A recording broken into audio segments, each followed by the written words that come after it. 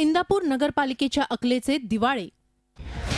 कचऱ्याच्या समस्येवर शोधला नामी उपाय। कचऱ्याच्या ढिगांवर फवारले चक्क अत्तर। कचऱ्यावर अत्तर फवारणारी पहिलीच नगरपालिका। जगद्गुरू संत श्रेष्ठ तुकाराम महाराजांची पालखी दरवर्षी इंदापूर माठीत धरूनच वाट काढावी लागते।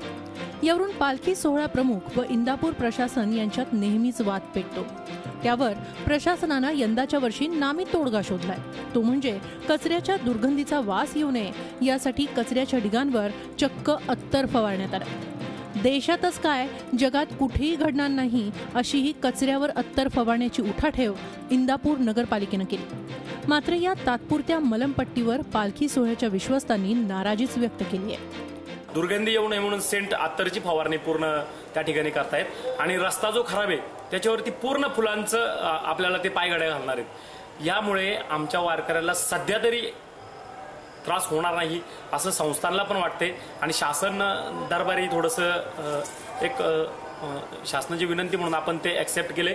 पण पुढील वर्षी संस्थान असा काही निर्णय घेईल यात शासनाचा कोणताही हस्तक्षेप होऊ शकत नाही। प्रशासनानं वेळीच या गंभीर बाबीकडे लक्ष देऊन कायमस्वरूपी तोडगा काढण्याची गरज आहे।